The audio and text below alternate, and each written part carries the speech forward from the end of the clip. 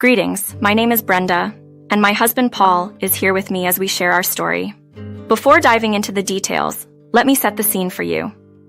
The first time I met Paul's parents, Rachel and Julie, it turned out to be far from pleasant. Curious about their reaction? Well, here it goes. "I can't believe you're with Brenda, Paul. She brings absolutely nothing to the table. Working a basic office job? How is she supposed to contribute to a better life for us?" they criticized. Paul stood his ground. "I love Brenda. She's the one I want to be with, and her financial status means nothing to me. I've always told you that." But they were adamant. "We've been clear about our expectations, Paul. If she doesn't have more to offer, we can't accept her as part of our family. You need to find someone else," they insisted. Paul didn't waver. "No, Brenda is the one I've chosen. I had everything planned out for the proposal, and now you've spoiled it."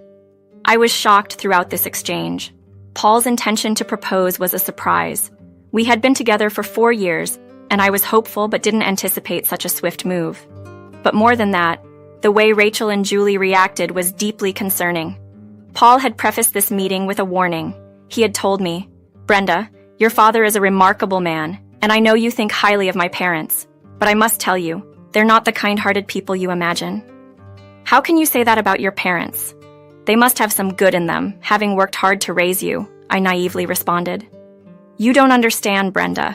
Yes, they put me through college, which helped me secure a good job, but their actions were driven by selfish motives. They've always wanted me to marry someone wealthy to enjoy a lavish life off my spouse's earnings. They'll be disappointed to learn about your job." I had no idea parents could be so self-centered. My parents were nothing but loving and supportive. Paul, despite financially supporting his parents, maintained a strained relationship with them due to his deep-seated dislike for their behavior. Yet, he couldn't bring himself to completely cut them off, influenced by their constant reminders of the sacrifices they had made for him. My initial encounter with them was eye-opening, revealing their sheer greed. Regardless of their vehement protests, Paul asked for my hand in marriage, and we planned our wedding.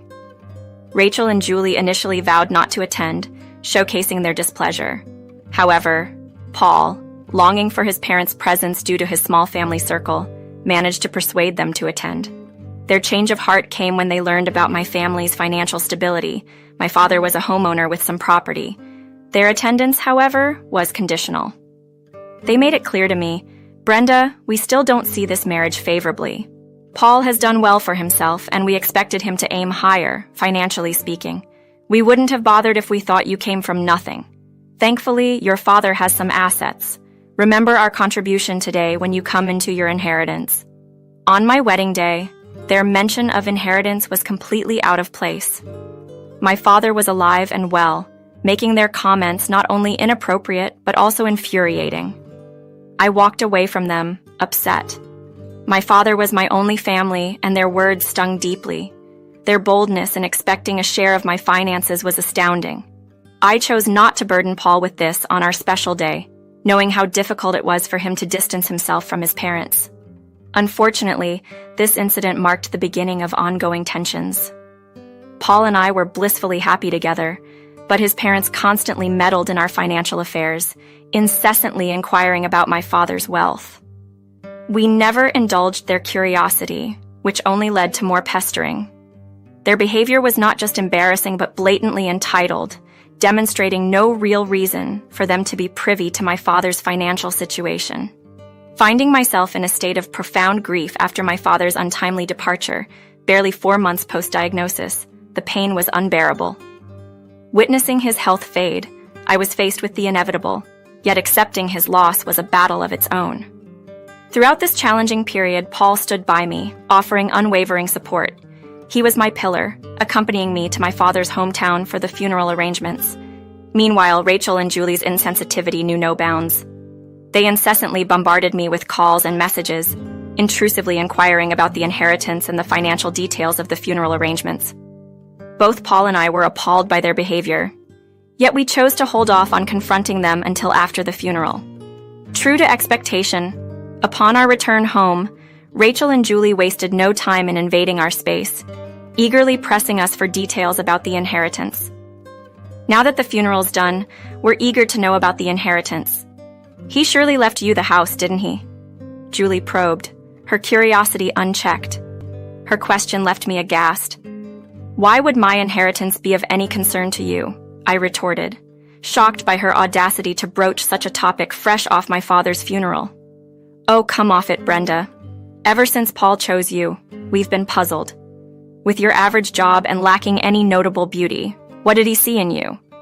We assumed it must be the money, Julie bluntly speculated. Paul, equally offended, leaped to my defense. What is wrong with you? How dare you insult my wife and our love like that? I've repeatedly told you that our marriage was built on love, not material interests. Show some respect, especially today.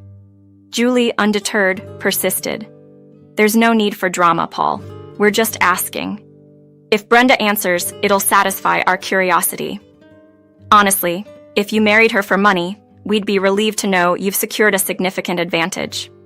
Their words were a glaring reflection of their priorities, showcasing a blatant disregard for our feelings and the sanctity of our relationship. Accusing your son of marrying for money is beyond appalling. It's hard to fathom how someone as kind-hearted as Paul could emerge from such cruel intentions. Drop the act, Brenda. We've been eagerly anticipating the details of your inheritance. Your father must have left you something significant. Paul mentioned he owned a sizable property. Why not disclose it now and consider using it to secure a house for us? We'd make good use of it, considering we're essentially your family now. Their words ignited a fury within me while Paul stared at his parents, shocked by their blatant greed and selfishness. The ink on my father's death certificate had barely dried, and here they were, shamelessly eyeing my inheritance for their gain, audaciously labeling themselves as my new parents. It was clear that a stand needed to be taken, not just for my sake, but to reveal the extent of their greed to Paul. I responded calmly, yet with a firmness intended to set the record straight. Actually, the house wasn't in my dad's name at the time of his passing. Yes, he once owned it, but due to circumstances, he had to relinquish ownership. Their response was as vile as expected. So you mean to tell us he lost ownership of the house? That he essentially left nothing behind? Their scorn continued. Oh, so your father was destitute after all?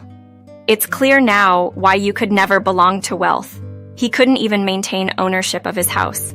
Such a shame, dying without a roof of his own. Paul, appalled, intervened. Enough. Our commitment to each other isn't voided by the absence of an inheritance. Brenda's value to me isn't tied to her financial status. You can't just demand she leave over this. This confrontation laid bare the depth of their materialism and insensitivity, underscoring a moment of truth about the values that truly mattered in our lives together. In an utterly unreasonable outburst, Paul's parents declared they wouldn't let him continue his marriage with me, citing disappointment for him marrying into what they considered a financially modest family. They accused me of entrapping their son for financial gain, vowing to prevent me from allegedly isolating Paul from his wealth. Rachel and Julie escalated their tactics, pressuring Paul to divorce me and insisting he marry someone wealthy to afford them a luxurious lifestyle. Witnessing Paul's frustration and emotional turmoil, I knew it was crucial to confront the situation head-on. I urged Paul to reflect on the extent of his parents' manipulative behavior, questioning if he was willing to allow their greed to dictate our future. Paul, will you let your parents' obsession with wealth destroy us? I've silently endured their accusations to avoid causing you guilt for distancing yourself from them. Can we allow them to remain a part of our lives after this? Paul reached his breaking point, acknowledging the toxic influence his parents had exerted over him. Enough is enough, he declared. Mom, Dad, your actions today have revealed the extent of your selfishness. You've exploited my efforts to fulfill your materialistic desires for years. I cannot accept this any longer. His parents desperately tried to justify their demands, claiming their interference was for Paul's good and that he owed them for their financial support over the years.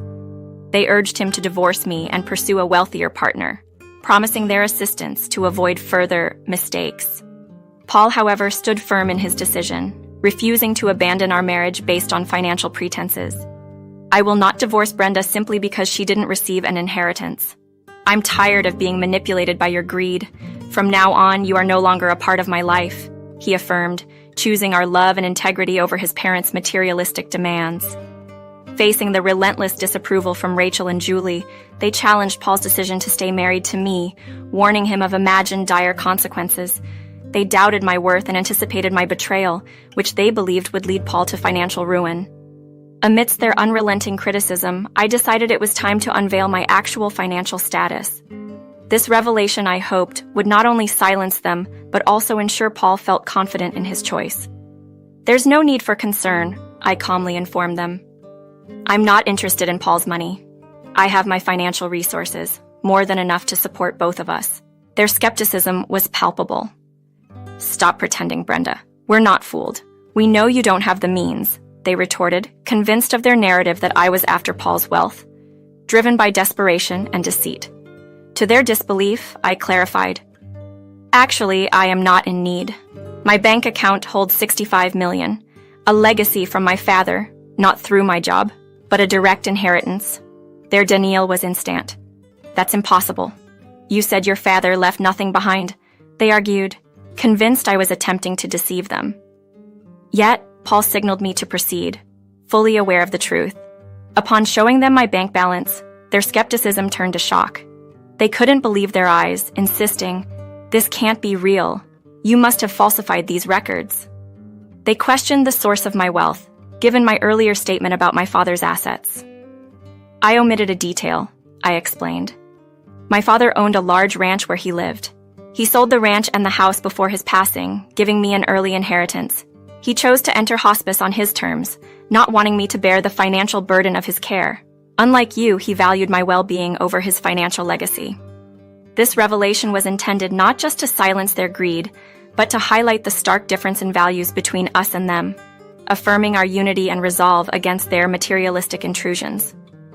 Rachel and Julie were visibly shaken and skeptical, unable to reconcile the reality before them with their preconceived notions. They turned to Paul for confirmation, and upon his affirmation, a brief silence fell. Then, as if on cue, their attitudes took a swift turn. They praised the situation, lamenting their previous doubts and proclaiming their newfound joy over my financial standing. "What wonderful news! We were so worried, but it turns out our son chose wisely. Brenda, you really should have shared about your wealth earlier," they effusively stated, attempting to rewrite the narrative as if they were always on our side. Paul's face told me everything I needed to know. He was ready to address the situation, and I trusted him to speak for both of us.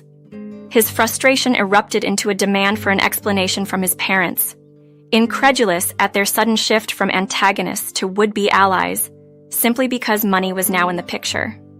"How can you even think of acting like family now, after everything you've said and done?" he challenged them. Their defense was flimsy, claiming ignorance due to my supposed secrecy about my financial situation. "We didn't know she was wealthy. Had we known, our reactions might have been different," they weakly argued, hoping for a quick resolution and forgiveness. But Paul was resolute, his decision unwavering. "No, this is unforgivable.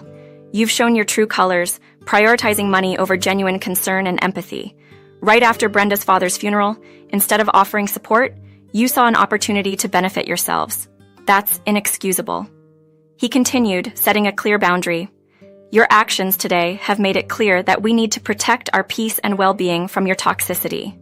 Leave our home and do not expect any assistance from you moving forward. From now on, you're on your own." In this moment, Paul stood firm, prioritizing our dignity and the sanctity of our marriage over his parents' manipulative behavior, marking a decisive end to their undue influence in our lives. Paul made it clear that there would be no further financial assistance from use to his parents, stating they had forfeited any right to support given their actions. This announcement triggered an explosive reaction from Rachel and Julie, who shifted from anger to desperation, pleading not to be cut off from our lives.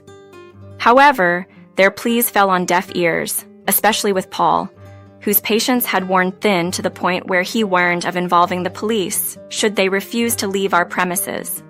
This ultimatum spurred their departure, though they persisted in bombarding us with calls and messages, prompting us to block their numbers and caution them against further harassment, under threat of legal action. In the days that followed, Paul took the lead in handling the fallout with his parents, allowing me the space to mourn my father. It was a time of reflection, reminiscing about the cherished moments spent with him. My father's foresight and selflessness were evident in his decision to sell his property, ensuring I wouldn't be burdened and even covering his hospice care with the proceeds, embodying the epitome of parental love. Meanwhile, Paul navigated his form of loss, grappling with the severance of ties with his family. Although it was a liberation from their toxicity, he faced criticism from some quarters for his stance. However, sharing the full extent of their behavior turned the tide of opinion against Rachel and Julie, leaving them isolated in their disgrace. Despite our efforts to cut contact, including changing our locks, their attempts to reach out persisted, leading us to consider legal restraining orders as a final recourse. Amidst these tumultuous times, we discovered the joyful news of my pregnancy.